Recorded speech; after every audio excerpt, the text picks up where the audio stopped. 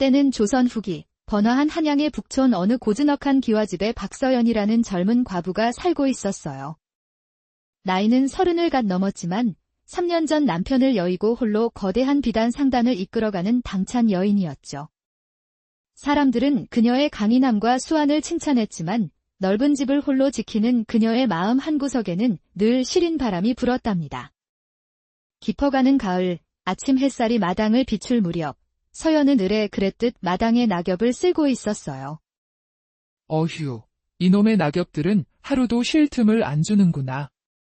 바로 그때 마구간 쪽에서 희미한 신음소리가 들려왔습니다. 최 영감, 어디가 아픈게요? 마구간에는 평생을 이 집에서 헌신한 늙은 머슴, 최 영감이 허리를 붙잡고 쓰러져 있었습니다. 아이고, 많이. 이 늙은이가 이제 쓸모가 없어져서 어쩝니까? 어젯밤부터 허리가 끊어질 듯 아파서 꼼짝을 못하겠사옵니다. 쯧쯧, 그 연세에 무리하시니 그렇죠. 이제 힘든 일은 그만두고 가벼운 일만 돌보세요. 새 일꾼을 하나 드려야겠구려. 고맙습니다, 마님. 마님의 은혜를 어찌 다 갚을지. 서연이 최 영감을 방으로 옮겨 눕히고 새 일꾼을 구하러 장에 나갈 채비를 할 때였습니다. 누군가 대문을 조심스럽게 두드렸습니다. 누구시오? 문을 열자 훤칠한 키에 다부진 어깨를 가진 젊은 사내가 서 있었습니다. 26살쯤 되었을까, 햇볕에 그을린 건강한 얼굴에 무엇보다 눈빛이 맑고 정직해 보였습니다. 실례하옵니다. 이 댁에서 일꾼을 구한다는 소문을 듣고 찾아왔습니다. 저 같은 사람이라도 써주실 수 있겠사옵니까? 어디서 왔으며 그 소식은 누구에게 들었는가? 멀리 경상도에서 왔사옵니다. 제 이름은 강민준이라 하며 길에서 만난 장사꾼이 일꾼을 구하신다 하더이다. 서연은 민준을 위아래로 꼼꼼히 뜯어보았습니다. 굳은 살이 박인 손과 다부진 체격이 성실함을 말해주는 듯 했습니다. 어떤 일을 해보았느냐? 농사일은 물론이고 상단에서 물건을 나르고 관리하는 일까지 굳은 일도 마다하지 않사옵니다. 가족은 어디에 있길래 이 먼 곳까지 홀로 왔느냐? 그 질문에 민준의 표정이 잠시 어두워졌습니다. 작년에 큰 돌림병이 돌아 가족들을 모두 잃었사옵니다. 그래서 일자리를 찾아 여기까지 오게 되었습니다. 서연은 자신과 같은 외로운 처지라는 생각에 마음이 짠해졌습니다. 딱하구나. 알겠다. 우선 며칠 일하는 것을 보고 결정하마. 성실하게만 일한다면 계속 머물게 해주겠다. 고맙습니다, 마님. 그 은혜는 평생 잊지 않겠사옵니다. 그렇게 민준은 서연의 집에서 일하게 되었습니다. 그는 정말 부지런했습니다. 닭이 울기도 전에 일어나 마당을 쓸고 무거운 짐도 번쩍번쩍 날랐죠. 저 젊은이, 황소 같은 장사로구먼. 내가 둘이서도 낑낑대던 걸 혼자서 거뜬히 해치우니. 서연은 말없이 묵묵히 일하는 민준의 모습에 만족했습니다. 며칠이 지나자 민준은 집안일뿐만 아니라 상단일까지 거들기 시작했습니다. 서연이 손님을 맞을 때면 곁에서 굳은 일을 도맡아 했죠. 민준아, 내가 온 뒤로 일이 훨씬 수월해졌구나. 과찬이십니다, 마님. 모두 마님의 은혜 덕분입니다. 그러던 어느 무더운 여름날, 서연은 대청마루에 앉아 부채질을 하며 장부를 정리하고 있었습니다. 그때 마당 우물가에서 물소리가 들려왔고 궁금해진 서연은 창문 너머로 살짝 밖을 내다보았습니다. 세상에, 민준이 윗저고리를 벗은 채 우물물을 퍼서 몸에 끼얹고 있었습니다. 햇볕에 그을린 구릿빛 등과 넓은 어깨, 탄탄한 근육 위로 물방울이 흘러내리는 모습에 서연은 저도 모르게 얼굴을 붉혔습니다. 내가 지금 무슨 짓을... 황급히 고개를 돌렸지만 가슴은 이미 두근거리고 있었습니다. 남편이 죽은 뒤로 잊고 지냈던 여인으로서의 감정이 되살아나는 듯했죠. 그날 이후 서연은 자꾸만 민준에게 눈길이 갔습니다. 무거운 짐을 나를 때 솟아나는 팔의 힘줄, 낮은 목소리, 이따금 짓는 소박한 미소까지. 모든 것이 그녀의 마음을 흔들었습니다. 어느 날 저녁, 늦게까지 일하는 민준에게 서연이 차를 내어주었습니다. 너무 무리하지 말거라. 몸이 상하면 어쩌려고 그러느냐? 마님께서 이렇게 챙겨주시니 고맙습니다. 그 순간 둘의 시선이 마주쳤고 서연의 가슴이 다시 한번 철렁 내려앉았습니다. 당연한 일이지. 우리 집 사람인데. 우리 집 사람이라는 말을 내뱉고 서연은 스스로 놀랐습니다. 어느새 그녀는 민준을 단순한 머슴 이상으로 생각하고 있었던 겁니다. 그날 밤 서연은 잠을 이루지 못했습니다. 과부의 몸으로 젊은 머슴에게 마음을 품었다는 사실에 죄책감이 들면서도 솟아나는 감정을 주체할 수 없었습니다. 며칠 후 바느질을 하던 서연에게 민준이 조심스럽게 다가왔습니다. 마님, 혹 외롭지 않으십니까? 예상치 못한 질문에 서연의 손이 멈칫했습니다. 외롭다니. 무슨 말이냐? 홀로 이 큰 집을 지키시는 것이 힘드시지 않을까 하여. 저도 사실은 무척 외롭습니다. 그렇겠지? 홀로 먼 길을 왔으니. 하지만 마님 댁에 온 뒤로는 조금 덜 외로워졌습니다. 서연의 가슴이 뛰기 시작했습니다. 민준의 말에 담긴 의미를 어렴풋이 알 것 같았기 때문입니다. 나도. 내가 온 뒤로 집안에 활기가 도는 것 같구나. 둘은 말없이 서로를 바라보았습니다.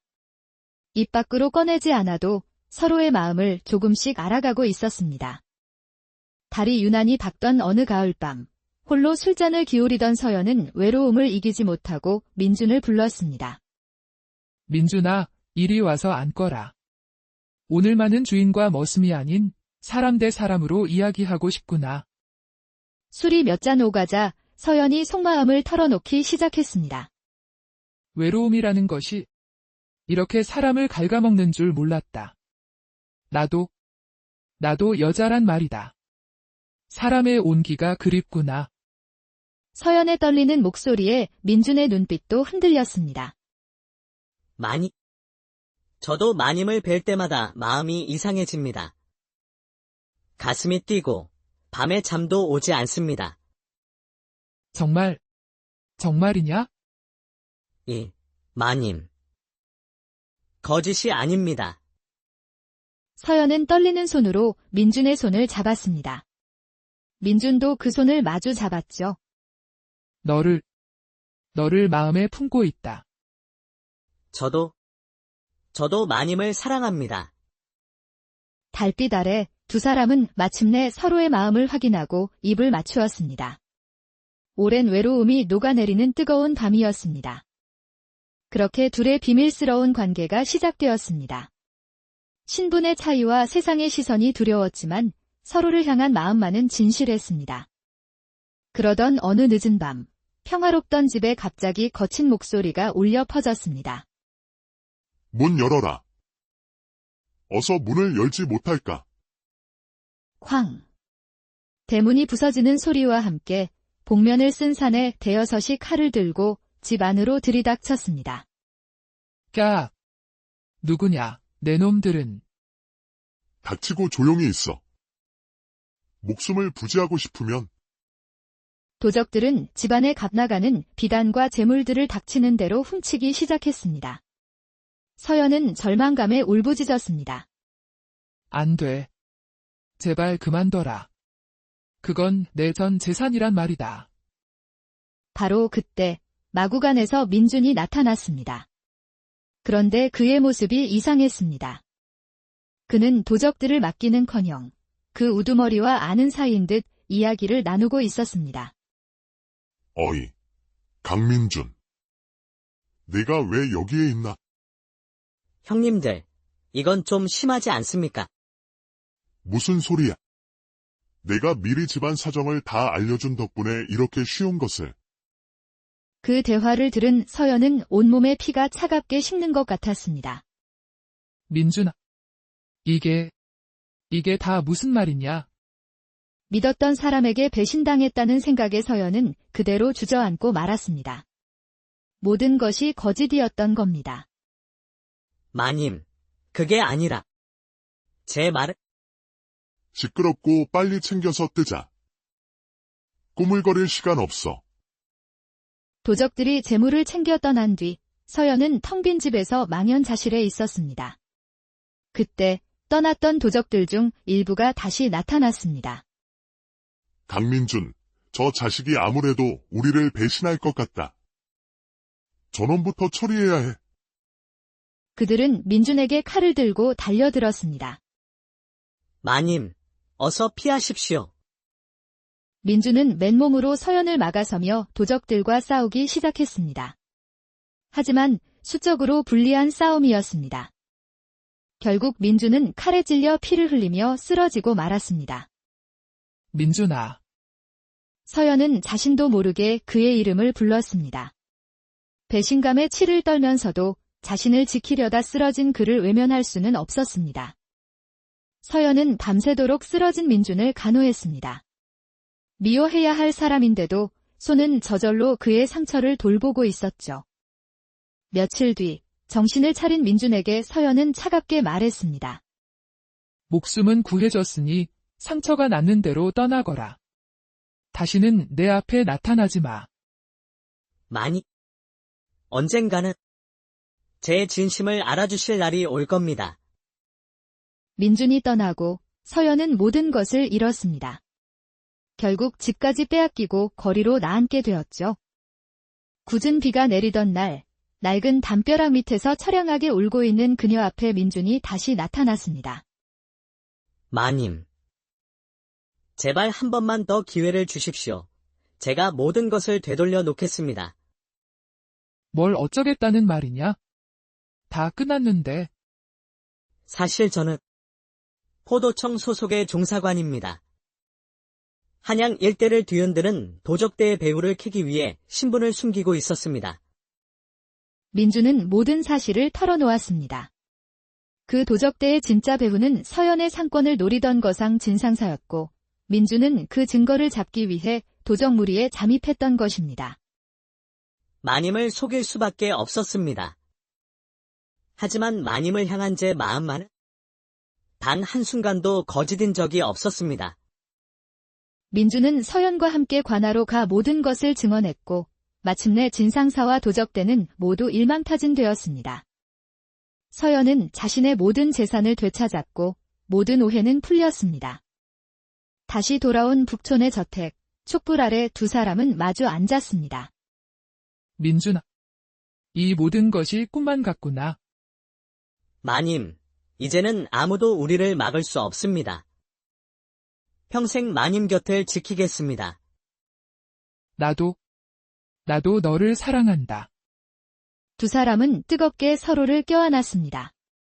오랜 시련과 오해를 넘어 마침내 진정한 사랑을 확인한 순간이었습니다.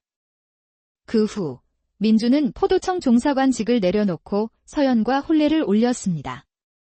두 사람은 함께 상단을 꾸리며 어려운 이들을 돕고 아들, 딸을 낳아 백년해로 하며 행복한 때는 조선 후기 번화한 한양의 북촌 어느 고즈넉한 기와집에 박서연이라는 젊은 과부가 살고 있었어요.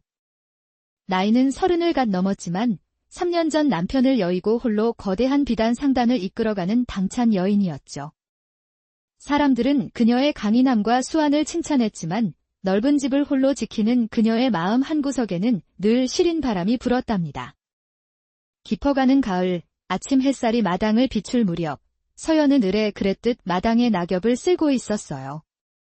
어휴, 이놈의 낙엽들은 하루도 쉴 틈을 안 주는구나. 바로 그때 마구간 쪽에서 희미한 신음소리가 들려왔습니다. 최 영감, 어디가 아픈 게요? 마구간에는 평생을 이 집에서 헌신한 늙은 머슴, 최 영감이 허리를 붙잡고 쓰러져 있었습니다. 아이고, 많이. 이 늙은이가 이제 쓸모가 없어져서 어쩝니까? 어젯밤부터 허리가 끊어질 듯 아파서 꼼짝을 못하겠사옵니다. 쯧쯧, 그 연세에 무리하시니 그렇죠. 이제 힘든 일은 그만두고 가벼운 일만 돌보세요. 새 일꾼을 하나 들여야겠구려. 고맙습니다. 마님. 마님의 은혜를 어찌 다 갚을지. 서연이 최 영감을 방으로 옮겨 눕히고 새 일꾼을 구하러 장에 나갈 채비를 할 때였습니다. 누군가 대문을 조심스럽게 두드렸습니다. 누구시오? 문을 열자 훤칠한 키에 다부진 어깨를 가진 젊은 사내가 서 있었습니다. 26살쯤 되었을까 햇볕에 그을린 건강한 얼굴에 무엇보다 눈빛이 맑고 정직해 보였습니다. 실례하옵니다. 이 댁에서 일꾼을 구한다는 소문을 듣고 찾아왔습니다. 저 같은 사람이라도 써주실 수 있겠사옵니까? 어디서 왔으며 그 소식은 누구에게 들었는가? 멀리 경상도에서 왔사옵니다. 제 이름은 강민준이라 하며 길에서 만난 장사꾼이 일꾼을 구하신다 하더이다. 서연은 민준을 위아래로 꼼꼼히 뜯어보았습니다. 굳은 살이 박인 손과 다부진 체격이 성실함을 말해주는 듯 했습니다. 어떤 일을 해보았느냐? 농사일은 물론이고 상단에서 물건을 나르고 관리하는 일까지 굳은 일도 마다하지 않사옵니다. 가족은 어디에 있길래 이 먼 곳까지 홀로 왔느냐? 그 질문에 민준의 표정이 잠시 어두워졌습니다. 작년에 큰 돌림병이 돌아 가족들을 모두 잃었사옵니다. 그래서 일자리를 찾아 여기까지 오게 되었습니다. 서연은 자신과 같은 외로운 처지라는 생각에 마음이 짠해졌습니다. 딱하구나. 알겠다. 우선 며칠 일하는 것을 보고 결정하마. 성실하게만 일한다면 계속 머물게 해주겠다. 고맙습니다. 마님. 그 은혜는 평생 잊지 않겠사옵니다. 그렇게 민준은 서연의 집에서 일하게 되었습니다. 그는 정말 부지런했습니다. 닭이 울기도 전에 일어나 마당을 쓸고 무거운 짐도 번쩍번쩍 날랐죠. 저 젊은이. 황소 같은 장사로구먼. 내가 둘이서도 낑낑대던 걸 혼자서 거뜬히 해치우니. 서연은 말없이 묵묵히 일하는 민준의 모습에 만족했습니다. 며칠이 지나자 민준은 집안일뿐만 아니라 상단일까지 거들기 시작했습니다. 서연이 손님을 맞을 때면 곁에서 굳은 일을 도맡아 했죠. 민준아, 내가 온 뒤로 일이 훨씬 수월해졌구나. 과찬이십니다. 마님. 모두 마님의 은혜 덕분입니다. 그러던 어느 무더운 여름날 서연은 대청마루에 앉아 부채질을 하며 장부를 정리하고 있었습니다. 그때 마당 우물가에서 물소리가 들려왔고 궁금해진 서연은 창문 너머로 살짝 밖을 내다보았습니다. 세상에, 민준이 윗저고리를 벗은 채 우물물을 퍼서 몸에 끼얹고 있었습니다. 햇볕에 그을린 구릿빛 등과 넓은 어깨, 탄탄한 근육 위로 물방울이 흘러내리는 모습에 서연은 저도 모르게 얼굴을 붉혔습니다. 내가 지금 무슨 짓을... 황급히 고개를 돌렸지만 가슴은 이미 두근거리고 있었습니다. 남편이 죽은 뒤로 잊고 지냈던 여인으로서의 감정이 되살아나는 듯했죠. 그날 이후 서연은 자꾸만 민준에게 눈길이 갔습니다.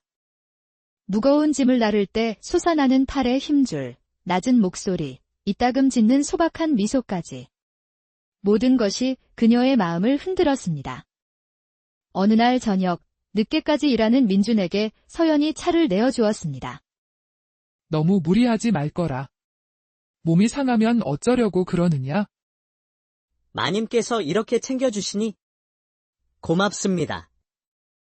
그 순간 둘의 시선이 마주쳤고 서연의 가슴이 다시 한번 철렁 내려앉았습니다. 당연한 일이지. 우리 집 사람인데. 우리 집 사람이라는 말을 내뱉고 서연은 스스로 놀랐습니다. 어느새 그녀는 민준을 단순한 머슴 이상으로 생각하고 있었던 겁니다. 그날 밤 서연은 잠을 이루지 못했습니다. 과부의 몸으로 젊은 머슴에게 마음을 품었다는 사실에 죄책감이 들면서도 솟아나는 감정을 주체할 수 없었습니다. 며칠 후 바느질을 하던 서연에게 민준이 조심스럽게 다가왔습니다. 마님, 혹 외롭지 않으십니까? 예상치 못한 질문에 서연의 손이 멈칫했습니다. 외롭다니. 무슨 말이냐? 홀로 이 큰 집을 지키시는 것이 힘드시지 않을까 하여. 저도 사실은 무척 외롭습니다. 그렇겠지? 홀로 먼 길을 왔으니. 하지만 마님 댁에 온 뒤로는 조금 덜 외로워졌습니다. 서연의 가슴이 뛰기 시작했습니다. 민준의 말에 담긴 의미를 어렴풋이 알 것 같았기 때문입니다. 나도. 내가 온 뒤로 집안에 활기가 도는 것 같구나. 둘은 말없이 서로를 바라보았습니다. 입 밖으로 꺼내지 않아도 서로의 마음을 조금씩 알아가고 있었습니다. 달이 유난히 밝던 어느 가을밤, 홀로 술잔을 기울이던 서연은 외로움을 이기지 못하고 민준을 불렀습니다. 민준아, 이리 와서 앉거라. 오늘만은 주인과 머슴이 아닌 사람 대 사람으로 이야기하고 싶구나. 술이 몇 잔 오가자 서연이 속마음을 털어놓기 시작했습니다. 외로움이라는 것이 이렇게 사람을 갉아먹는 줄 몰랐다. 나도 여자란 말이다. 사람의 온기가 그립구나. 서연의 떨리는 목소리에 민준의 눈빛도 흔들렸습니다. 저도 마님을 뵐 때마다 마음이 이상해집니다. 가슴이 뛰고 밤에 잠도 오지 않습니다. 정말이냐? 마님. 거짓이 아닙니다. 서연은 떨리는 손으로 민준의 손을 잡았습니다.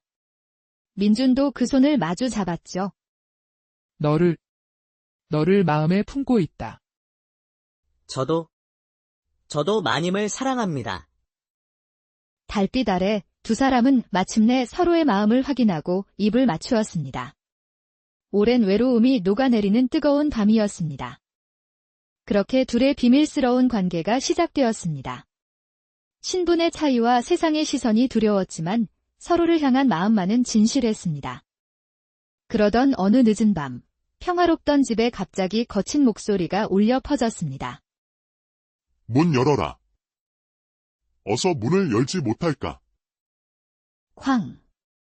대문이 부서지는 소리와 함께 복면을 쓴 사내 대여섯이 칼을 들고 집 안으로 들이닥쳤습니다. 까! 누구냐, 내 놈들은. 닥치고 조용히 있어. 목숨을 부지하고 싶으면 도적들은 집안에 갓나가는 비단과 재물들을 닥치는 대로 훔치기 시작했습니다. 서연은 절망감에 울부짖었습니다. 안 돼. 제발 그만둬라. 그건 내 전 재산이란 말이다. 바로 그때 마구간에서 민준이 나타났습니다. 그런데 그의 모습이 이상했습니다. 그는 도적들을 맡기는커녕 그 우두머리와 아는 사이인 듯 이야기를 나누고 있었습니다. 어이, 강민준. 네가 왜 여기에 있나? 형님들, 이건 좀 심하지 않습니까? 무슨 소리야? 내가 미리 집안 사정을 다 알려준 덕분에 이렇게 쉬운 것을. 그 대화를 들은 서연은 온몸에 피가 차갑게 식는 것 같았습니다. 민준아. 이게 다 무슨 말이냐?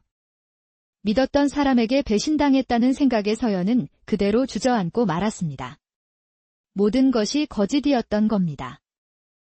마님, 그게 아니라 제 말은 시끄럽고 빨리 챙겨서 뜨자. 꾸물거릴 시간 없어. 도적들이 재물을 챙겨 떠난 뒤 서연은 텅 빈 집에서 망연자실해 있었습니다.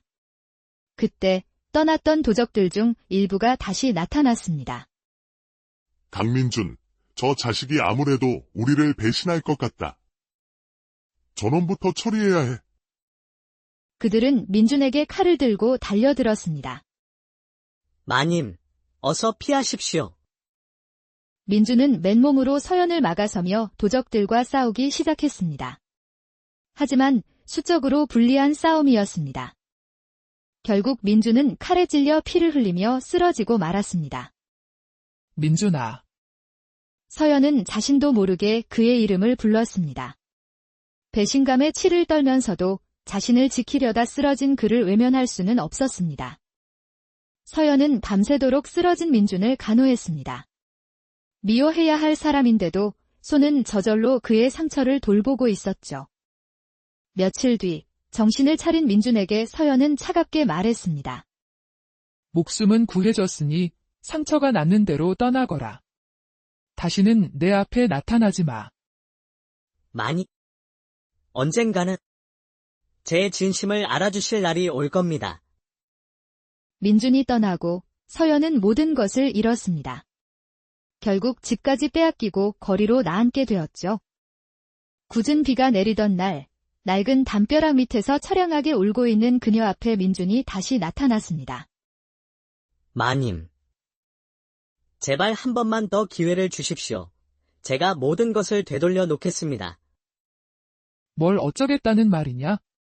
다 끝났는데. 사실 저는 포도청 소속의 종사관입니다. 한양 일대를 뒤흔드는 도적대의 배후를 캐기 위해 신분을 숨기고 있었습니다. 민준은 모든 사실을 털어놓았습니다. 그 도적대의 진짜 배후는 서연의 상권을 노리던 거상 진상사였고, 민준은 그 증거를 잡기 위해 도적 무리에 잠입했던 것입니다. 마님을 속일 수밖에 없었습니다. 하지만 마님을 향한 제 마음만은 단 한순간도 거짓인 적이 없었습니다.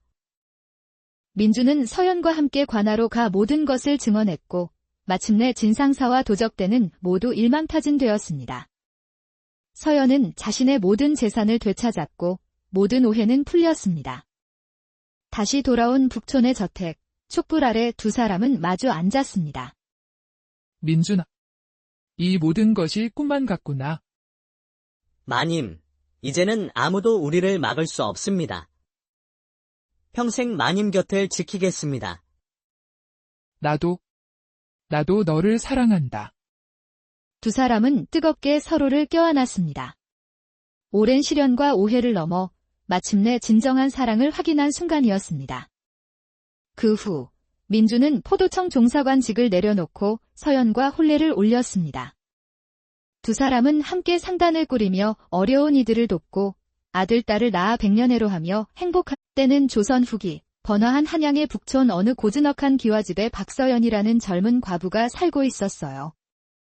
나이는 30을 갓 넘었지만 3년 전 남편을 여의고 홀로 거대한 비단 상단을 이끌어가는 당찬 여인이었죠. 사람들은 그녀의 강인함과 수완을 칭찬했지만 넓은 집을 홀로 지키는 그녀의 마음 한구석에는 늘 시린 바람이 불었답니다. 깊어가는 가을, 아침 햇살이 마당을 비출 무렵, 서연은 을에 그랬듯 마당에 낙엽을 쓸고 있었어요. 어휴, 이놈의 낙엽들은 하루도 쉴 틈을 안 주는구나. 바로 그때 마구간 쪽에서 희미한 신음소리가 들려왔습니다. 최 영감, 어디가 아픈 게요? 마구간에는 평생을 이 집에서 헌신한 늙은 머슴, 최 영감이 허리를 붙잡고 쓰러져 있었습니다. 아이고, 많이. 이 늙은이가 이제 쓸모가 없어져서 어쩝니까? 어젯밤부터 허리가 끊어질 듯 아파서 꼼짝을 못하겠사옵니다. 쯧쯧, 그 연세에 무리하시니 그렇죠. 이제 힘든 일은 그만두고 가벼운 일만 돌보세요. 새 일꾼을 하나 드려야겠구려. 고맙습니다, 마님. 마님의 은혜를 어찌 다 갚을지. 서연이 최 영감을 방으로 옮겨 눕히고 새 일꾼을 구하러 장에 나갈 채비를 할 때였습니다. 누군가 대문을 조심스럽게 두드렸습니다. 누구시오? 문을 열자 훤칠한 키에 다부진 어깨를 가진 젊은 사내가 서 있었습니다.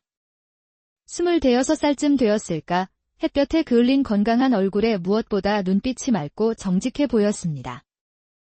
실례하옵니다.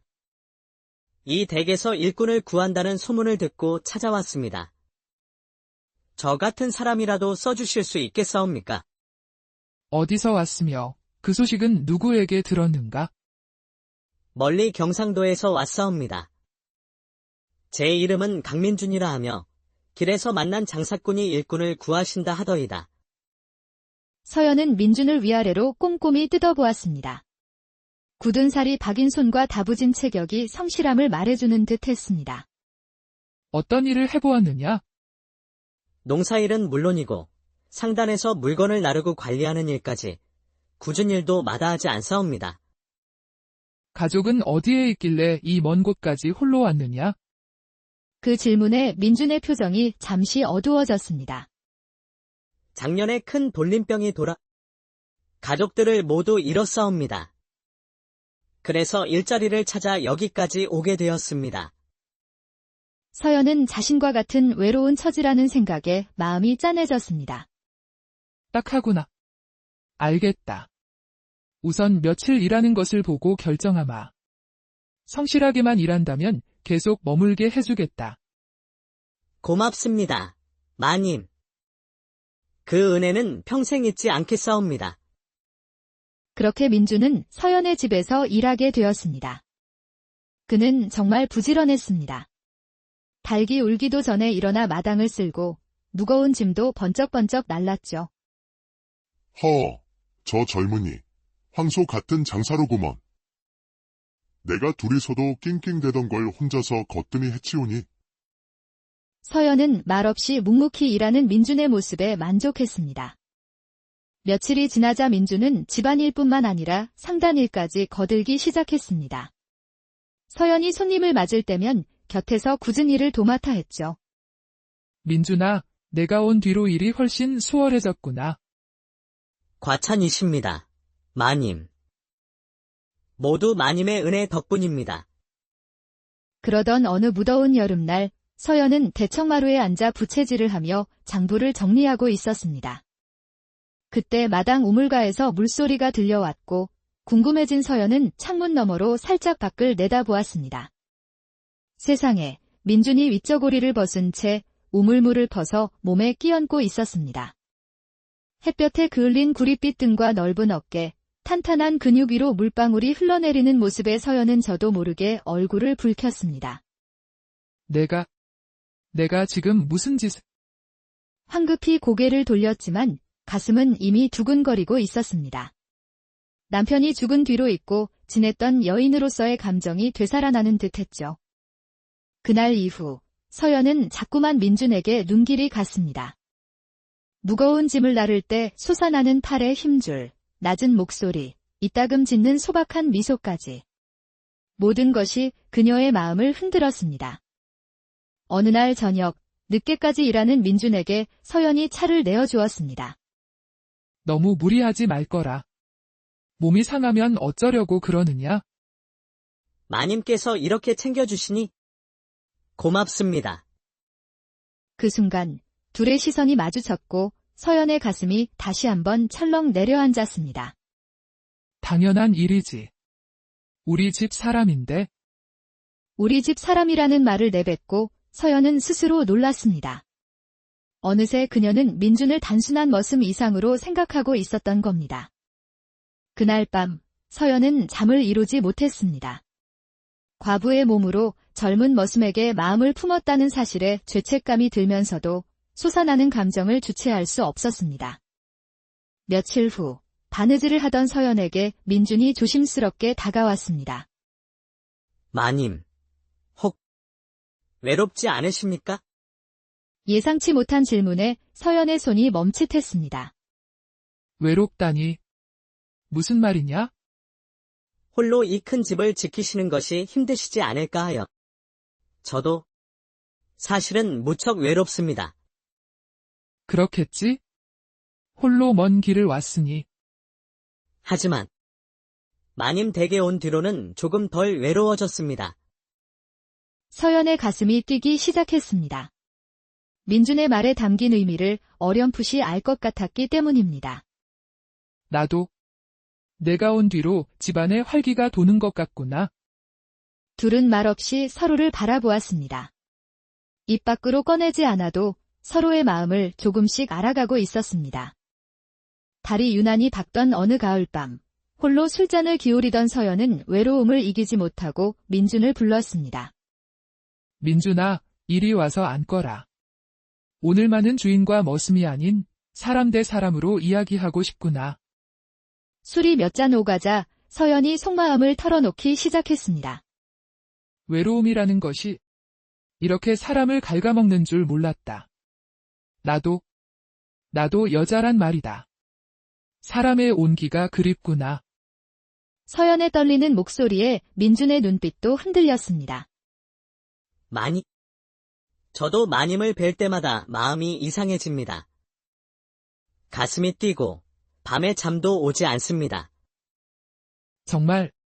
정말이냐? 마님. 거짓이 아닙니다. 서연은 떨리는 손으로 민준의 손을 잡았습니다. 민준도 그 손을 마주 잡았죠. 너를 마음에 품고 있다. 저도 마님을 사랑합니다. 달빛 아래 두 사람은 마침내 서로의 마음을 확인하고 입을 맞추었습니다. 오랜 외로움이 녹아내리는 뜨거운 밤이었습니다. 그렇게 둘의 비밀스러운 관계가 시작되었습니다. 신분의 차이와 세상의 시선이 두려웠지만 서로를 향한 마음만은 진실했습니다. 그러던 어느 늦은 밤, 평화롭던 집에 갑자기 거친 목소리가 울려 퍼졌습니다. 문 열어라. 어서 문을 열지 못할까? 쾅! 대문이 부서지는 소리와 함께 복면을 쓴 사내 대여섯이 칼을 들고 집 안으로 들이닥쳤습니다. 까! 누구냐, 내 놈들은. 닥치고 조용히 있어. 목숨을 부지하고 싶으면 도적들은 집안에 갓나가는 비단과 재물들을 닥치는 대로 훔치기 시작했습니다. 서연은 절망감에 울부짖었습니다. 안 돼. 제발 그만둬라. 그건 내 전 재산이란 말이다. 바로 그때 마구간에서 민준이 나타났습니다. 그런데 그의 모습이 이상했습니다. 그는 도적들을 맡기는커녕 그 우두머리와 아는 사이인 듯 이야기를 나누고 있었습니다. 어이, 강민준. 네가 왜 여기에 있나? 형님들, 이건 좀 심하지 않습니까? 무슨 소리야? 내가 미리 집안 사정을 다 알려준 덕분에 이렇게 쉬운 것을. 그 대화를 들은 서연은 온몸에 피가 차갑게 식는 것 같았습니다. 민준아. 이게 다 무슨 말이냐? 믿었던 사람에게 배신당했다는 생각에 서연은 그대로 주저앉고 말았습니다. 모든 것이 거짓이었던 겁니다. 마님, 그게 아니라. 제 말은 시끄럽고 빨리 챙겨서 뜨자. 꾸물거릴 시간 없어. 도적들이 재물을 챙겨 떠난 뒤 서연은 텅 빈 집에서 망연자실해 있었습니다. 그때 떠났던 도적들 중 일부가 다시 나타났습니다. 강민준, 저 자식이 아무래도 우리를 배신할 것 같다. 저놈부터 처리해야 해. 그들은 민준에게 칼을 들고 달려들었습니다. 마님, 어서 피하십시오. 민준은 맨몸으로 서연을 막아서며 도적들과 싸우기 시작했습니다. 하지만 수적으로 불리한 싸움이었습니다. 결국 민준은 칼에 찔려 피를 흘리며 쓰러지고 말았습니다. 민준아. 서연은 자신도 모르게 그의 이름을 불렀습니다. 배신감에 치를 떨면서도 자신을 지키려다 쓰러진 그를 외면할 수는 없었습니다. 서연은 밤새도록 쓰러진 민준을 간호했습니다. 미워해야 할 사람인데도 손은 저절로 그의 상처를 돌보고 있었죠. 며칠 뒤 정신을 차린 민준에게 서연은 차갑게 말했습니다. 목숨은 구해졌으니 상처가 낫는 대로 떠나거라. 다시는 내 앞에 나타나지 마. 언젠가는 제 진심을 알아주실 날이 올 겁니다. 민준이 떠나고 서연은 모든 것을 잃었습니다. 결국 집까지 빼앗기고 거리로 나앉게 되었죠. 궂은 비가 내리던 날, 낡은 담벼락 밑에서 처량하게 울고 있는 그녀 앞에 민준이 다시 나타났습니다. 마님, 제발 한 번만 더 기회를 주십시오. 제가 모든 것을 되돌려 놓겠습니다. 뭘 어쩌겠다는 말이냐? 다 끝났는데. 사실 저는 포도청 소속의 종사관입니다. 한양 일대를 뒤흔드는 도적대의 배후를 캐기 위해 신분을 숨기고 있었습니다. 민준은 모든 사실을 털어놓았습니다. 그 도적대의 진짜 배후는 서연의 상권을 노리던 거상 진상사였고 민주는 그 증거를 잡기 위해 도적무리에 잠입했던 것입니다. 마님을 속일 수밖에 없었습니다. 하지만 마님을 향한 제 마음만은 단 한순간도 거짓인 적이 없었습니다. 민주는 서연과 함께 관하로 가 모든 것을 증언했고 마침내 진상사와 도적대는 모두 일망타진되었습니다. 서연은 자신의 모든 재산을 되찾았고 모든 오해는 풀렸습니다. 다시 돌아온 북촌의 저택, 촛불 아래 두 사람은 마주 앉았습니다. 민준아, 이 모든 것이 꿈만 같구나. 마님, 이제는 아무도 우리를 막을 수 없습니다. 평생 마님 곁을 지키겠습니다. 나도 너를 사랑한다. 두 사람은 뜨겁게 서로를 껴안았습니다. 오랜 시련과 오해를 넘어 마침내 진정한 사랑을 확인한 순간이었습니다. 그 후 민주는 포도청 종사관직을 내려놓고 서연과 혼례를 올렸습니다. 두 사람은 함께 상단을 꾸리며 어려운 이들을 돕고 아들, 딸을 낳아 백년해로 하며 행복한 때는 조선 후기 번화한 한양의 북촌 어느 고즈넉한 기와집에 박서연이라는 젊은 과부가 살고 있었어요. 나이는 30을 갓 넘었지만 3년 전 남편을 여의고 홀로 거대한 비단 상단을 이끌어가는 당찬 여인이었죠. 사람들은 그녀의 강인함과 수완을 칭찬했지만 넓은 집을 홀로 지키는 그녀의 마음 한구석에는 늘 시린 바람이 불었답니다. 깊어가는 가을, 아침 햇살이 마당을 비출 무렵 서연은 을에 그랬듯 마당에 낙엽을 쓸고 있었어요. 어휴, 이놈의 낙엽들은 하루도 쉴 틈을 안 주는구나. 바로 그때 마구간 쪽에서 희미한 신음소리가 들려왔습니다. 최 영감, 어디가 아픈 게요? 마구간에는 평생을 이 집에서 헌신한 늙은 머슴 최 영감이 허리를 붙잡고 쓰러져 있었습니다. 아이고, 많이. 이 늙은이가 이제 쓸모가 없어져서 어쩝니까? 어젯밤부터 허리가 끊어질 듯 아파서 꼼짝을 못하겠사옵니다. 쯧쯧, 그 연세에 무리하시니 그렇죠. 이제 힘든 일은 그만두고 가벼운 일만 돌보세요. 새 일꾼을 하나 드려야겠구려. 고맙습니다, 마님. 마님의 은혜를 어찌 다 갚을지. 서연이 최 영감을 방으로 옮겨 눕히고 새 일꾼을 구하러 장에 나갈 채비를 할 때였습니다. 누군가 대문을 조심스럽게 두드렸습니다. 누구시오? 문을 열자 훤칠한 키에 다부진 어깨를 가진 젊은 사내가 서 있었습니다. 26살쯤 되었을까 햇볕에 그을린 건강한 얼굴에 무엇보다 눈빛이 맑고 정직해 보였습니다. 실례하옵니다. 이 댁에서 일꾼을 구한다는 소문을 듣고 찾아왔습니다. 저 같은 사람이라도 써주실 수 있겠사옵니까? 어디서 왔으며 그 소식은 누구에게 들었는가? 멀리 경상도에서 왔사옵니다. 제 이름은 강민준이라 하며 길에서 만난 장사꾼이 일꾼을 구하신다 하더이다. 서연은 민준을 위아래로 꼼꼼히 뜯어보았습니다. 굳은 살이 박인 손과 다부진 체격이 성실함을 말해주는 듯 했습니다. 어떤 일을 해보았느냐? 농사일은 물론이고 상단에서 물건을 나르고 관리하는 일까지 굳은 일도 마다하지 않사옵니다. 가족은 어디에 있길래 이 먼 곳까지 홀로 왔느냐? 그 질문에 민준의 표정이 잠시 어두워졌습니다. 작년에 큰 돌림병이 돌아 가족들을 모두 잃었사옵니다. 그래서 일자리를 찾아 여기까지 오게 되었습니다. 서연은 자신과 같은 외로운 처지라는 생각에 마음이 짠해졌습니다. 딱하구나. 알겠다. 우선 며칠 일하는 것을 보고 결정하마. 성실하게만 일한다면 계속 머물게 해주겠다. 고맙습니다, 마님. 그 은혜는 평생 잊지 않겠사옵니다. 그렇게 민준은 서연의 집에서 일하게 되었습니다. 그는 정말 부지런했습니다. 닭이 울기도 전에 일어나 마당을 쓸고 무거운 짐도 번쩍번쩍 날랐죠.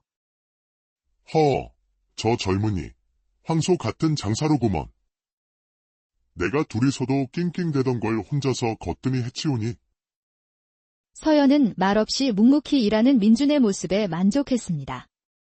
며칠이 지나자 민준은 집안일뿐만 아니라 상단일까지 거들기 시작했습니다. 서연이 손님을 맞을 때면 곁에서 굳은 일을 도맡아 했죠. 민준아, 내가 온 뒤로 일이 훨씬 수월해졌구나. 과찬이십니다. 마님. 모두 마님의 은혜 덕분입니다. 그러던 어느 무더운 여름날 서연은 대청마루에 앉아 부채질을 하며 장부를 정리하고 있었습니다. 그때 마당 우물가에서 물소리가 들려왔고 궁금해진 서연은 창문 너머로 살짝 밖을 내다보았습니다. 세상에, 민준이 윗저고리를 벗은 채 우물물을 퍼서 몸에 끼얹고 있었습니다. 햇볕에 그을린 구릿빛 등과 넓은 어깨, 탄탄한 근육 위로 물방울이 흘러내리는 모습에 서연은 저도 모르게 얼굴을 붉혔습니다. 내가 지금 무슨 짓을...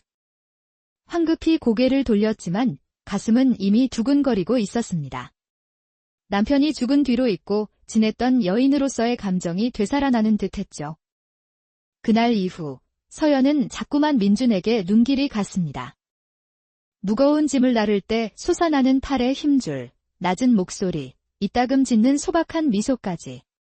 모든 것이 그녀의 마음을 흔들었습니다. 어느 날 저녁, 늦게까지 일하는 민준에게 서연이 차를 내어주었습니다. 너무 무리하지 말거라. 몸이 상하면 어쩌려고 그러느냐? 마님께서 이렇게 챙겨주시니 고맙습니다. 그 순간 둘의 시선이 마주쳤고 서연의 가슴이 다시 한번 철렁 내려앉았습니다. 당연한 일이지. 우리 집 사람인데. 우리 집 사람이라는 말을 내뱉고 서연은 스스로 놀랐습니다. 어느새 그녀는 민준을 단순한 머슴 이상으로 생각하고 있었던 겁니다. 그날 밤 서연은 잠을 이루지 못했습니다. 과부의 몸으로 젊은 머슴에게 마음을 품었다는 사실에 죄책감이 들면서도 솟아나는 감정을 주체할 수 없었습니다. 며칠 후 바느질을 하던 서연에게 민준이 조심스럽게 다가왔습니다. 마님, 혹 외롭지 않으십니까? 예상치 못한 질문에 서연의 손이 멈칫했습니다. 외롭다니. 무슨 말이냐? 홀로 이 큰 집을 지키시는 것이 힘드시지 않을까 하여. 저도 사실은 무척 외롭습니다. 그렇겠지? 홀로 먼 길을 왔으니. 하지만 마님 댁에 온 뒤로는 조금 덜 외로워졌습니다.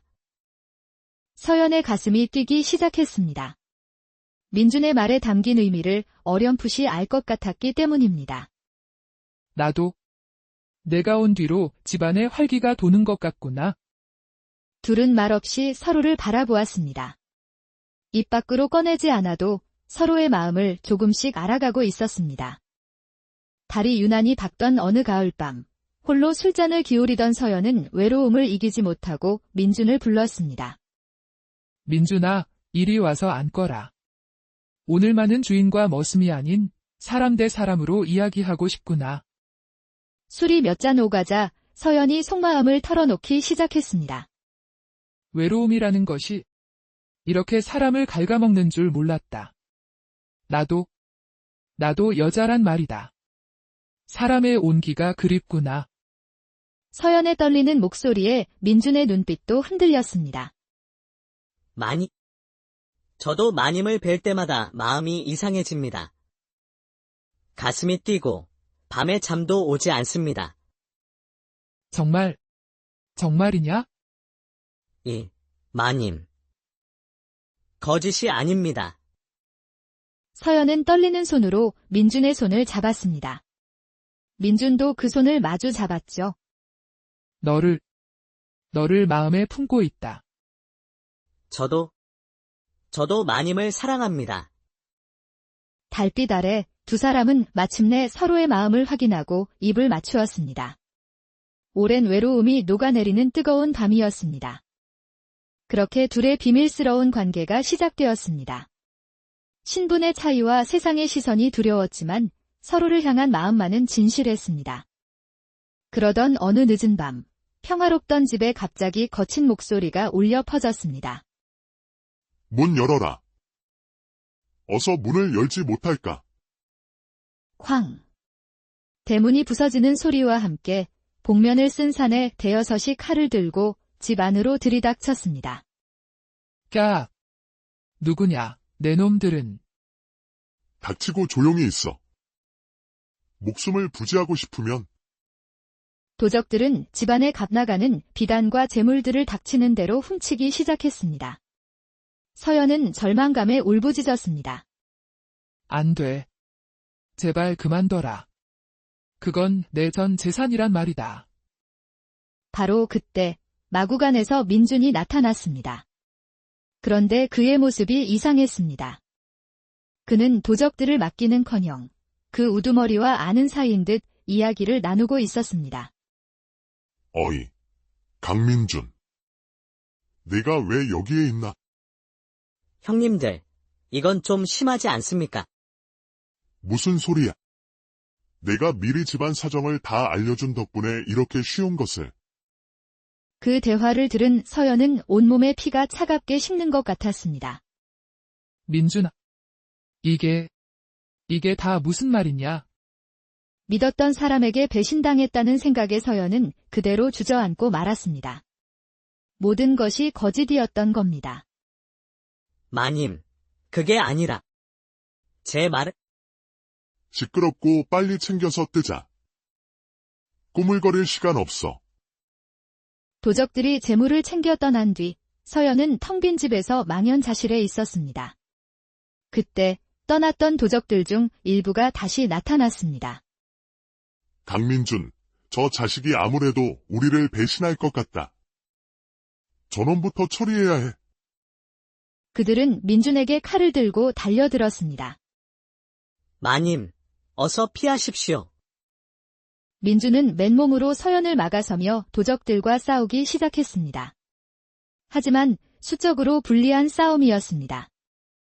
결국 민준은 칼에 찔려 피를 흘리며 쓰러지고 말았습니다. 민준아. 서연은 자신도 모르게 그의 이름을 불렀습니다. 배신감에 치를 떨면서도 자신을 지키려다 쓰러진 그를 외면할 수는 없었습니다. 서연은 밤새도록 쓰러진 민준을 간호했습니다. 미워해야 할 사람인데도 손은 저절로 그의 상처를 돌보고 있었죠. 며칠 뒤 정신을 차린 민준에게 서연은 차갑게 말했습니다. 목숨은 구해졌으니 상처가 낫는 대로 떠나거라. 다시는 내 앞에 나타나지 마. 마님, 언젠가는 제 진심을 알아주실 날이 올 겁니다. 민준이 떠나고 서연은 모든 것을 잃었습니다. 결국 집까지 빼앗기고 거리로 나앉게 되었죠. 궂은 비가 내리던 날, 낡은 담벼락 밑에서 처량하게 울고 있는 그녀 앞에 민준이 다시 나타났습니다. 마님, 제발 한 번만 더 기회를 주십시오. 제가 모든 것을 되돌려 놓겠습니다. 뭘 어쩌겠다는 말이냐? 다 끝났는데. 사실 저는 포도청 소속의 종사관입니다. 한양 일대를 뒤흔드는 도적대의 배후를 캐기 위해 신분을 숨기고 있었습니다. 민준은 모든 사실을 털어놓았습니다. 그 도적대의 진짜 배후는 서연의 상권을 노리던 거상 진상사였고, 민준은 그 증거를 잡기 위해 도적 무리에 잠입했던 것입니다. 마님을 속일 수밖에 없었습니다. 하지만 마님을 향한 제 마음만은 단 한순간도 거짓인 적이 없었습니다. 민준은 서연과 함께 관하로 가 모든 것을 증언했고, 마침내 진상사와 도적대는 모두 일망타진되었습니다. 서연은 자신의 모든 재산을 되찾았고, 모든 오해는 풀렸습니다. 다시 돌아온 북촌의 저택, 촛불 아래 두 사람은 마주 앉았습니다. 민준아. 이 모든 것이 꿈만 같구나. 마님, 이제는 아무도 우리를 막을 수 없습니다. 평생 마님 곁을 지키겠습니다. 나도 너를 사랑한다. 두 사람은 뜨겁게 서로를 껴안았습니다. 오랜 시련과 오해를 넘어 마침내 진정한 사랑을 확인한 순간이었습니다. 그 후 민준은 포도청 종사관직을 내려놓고 서연과 혼례를 올렸습니다. 두 사람은 함께 상단을 꾸리며 어려운 이들을 돕고 아들, 딸을 낳아 백년해로 하며 행복한 때는 조선 후기, 번화한 한양의 북촌 어느 고즈넉한 기와집에 박서연이라는 젊은 과부가 살고 있었어요. 나이는 30을 갓 넘었지만 3년 전 남편을 여의고 홀로 거대한 비단 상단을 이끌어가는 당찬 여인이었죠. 사람들은 그녀의 강인함과 수완을 칭찬했지만 넓은 집을 홀로 지키는 그녀의 마음 한구석에는 늘 시린 바람이 불었답니다. 깊어가는 가을, 아침 햇살이 마당을 비출 무렵, 서연은 을에 그랬듯 마당에 낙엽을 쓸고 있었어요. 어휴, 이놈의 낙엽들은 하루도 쉴 틈을 안 주는구나. 바로 그때 마구간 쪽에서 희미한 신음소리가 들려왔습니다. 최 영감, 어디가 아픈 게요? 마구간에는 평생을 이 집에서 헌신한 늙은 머슴, 최 영감이 허리를 붙잡고 쓰러져 있었습니다. 아이고, 많이. 이 늙은이가 이제 쓸모가 없어져서 어쩝니까? 어젯밤부터 허리가 끊어질 듯 아파서 꼼짝을 못하겠사옵니다. 쯧쯧, 그 연세에 무리하시니 그렇죠. 이제 힘든 일은 그만두고 가벼운 일만 돌보세요. 새 일꾼을 하나 들여야겠구려. 고맙습니다, 마님. 마님의 은혜를 어찌 다 갚을지. 서연이 최 영감을 방으로 옮겨 눕히고 새 일꾼을 구하러 장에 나갈 채비를 할 때였습니다. 누군가 대문을 조심스럽게 두드렸습니다. 누구시오? 문을 열자 훤칠한 키에 다부진 어깨를 가진 젊은 사내가 서 있었습니다. 26살쯤 되었을까, 햇볕에 그을린 건강한 얼굴에 무엇보다 눈빛이 맑고 정직해 보였습니다. 실례하옵니다. 이 댁에서 일꾼을 구한다는 소문을 듣고 찾아왔습니다. 저 같은 사람이라도 써주실 수 있겠사옵니까? 어디서 왔으며 그 소식은 누구에게 들었는가? 멀리 경상도에서 왔사옵니다. 제 이름은 강민준이라 하며 길에서 만난 장사꾼이 일꾼을 구하신다 하더이다. 서연은 민준을 위아래로 꼼꼼히 뜯어보았습니다. 굳은 살이 박인 손과 다부진 체격이 성실함을 말해주는 듯 했습니다. 어떤 일을 해보았느냐? 농사일은 물론이고 상단에서 물건을 나르고 관리하는 일까지 굳은 일도 마다하지 않사옵니다. 가족은 어디에 있길래 이 먼 곳까지 홀로 왔느냐? 그 질문에 민준의 표정이 잠시 어두워졌습니다. 작년에 큰 돌림병이 돌아 가족들을 모두 잃었사옵니다. 그래서 일자리를 찾아 여기까지 오게 되었습니다. 서연은 자신과 같은 외로운 처지라는 생각에 마음이 짠해졌습니다. 딱하구나. 알겠다. 우선 며칠 일하는 것을 보고 결정하마. 성실하게만 일한다면 계속 머물게 해주겠다. 고맙습니다, 마님. 그 은혜는 평생 잊지 않겠사옵니다. 그렇게 민준은 서연의 집에서 일하게 되었습니다. 그는 정말 부지런했습니다. 닭이 울기도 전에 일어나 마당을 쓸고 무거운 짐도 번쩍번쩍 날랐죠. 저 젊은이, 황소 같은 장사로구먼. 내가 둘이서도 낑낑대던 걸 혼자서 거뜬히 해치우니. 서연은 말없이 묵묵히 일하는 민준의 모습에 만족했습니다. 며칠이 지나자 민준은 집안일뿐만 아니라 상단일까지 거들기 시작했습니다. 서연이 손님을 맞을 때면 곁에서 굳은 일을 도맡아 했죠. 민준아, 내가 온 뒤로 일이 훨씬 수월해졌구나. 과찬이십니다, 마님. 모두 마님의 은혜 덕분입니다. 그러던 어느 무더운 여름날, 서연은 대청마루에 앉아 부채질을 하며 장부를 정리하고 있었습니다. 그때 마당 우물가에서 물소리가 들려왔고 궁금해진 서연은 창문 너머로 살짝 밖을 내다보았습니다. 세상에, 민준이 윗저고리를 벗은 채 우물물을 퍼서 몸에 끼얹고 있었습니다. 햇볕에 그을린 구릿빛 등과 넓은 어깨, 탄탄한 근육 위로 물방울이 흘러내리는 모습에 서연은 저도 모르게 얼굴을 붉혔습니다. 내가 지금 무슨 짓을... 황급히 고개를 돌렸지만 가슴은 이미 두근거리고 있었습니다. 남편이 죽은 뒤로 잊고 지냈던 여인으로서의 감정이 되살아나는 듯했죠. 그날 이후 서연은 자꾸만 민준에게 눈길이 갔습니다. 무거운 짐을 나를 때 솟아나는 팔의 힘줄, 낮은 목소리, 이따금 짓는 소박한 미소까지. 모든 것이 그녀의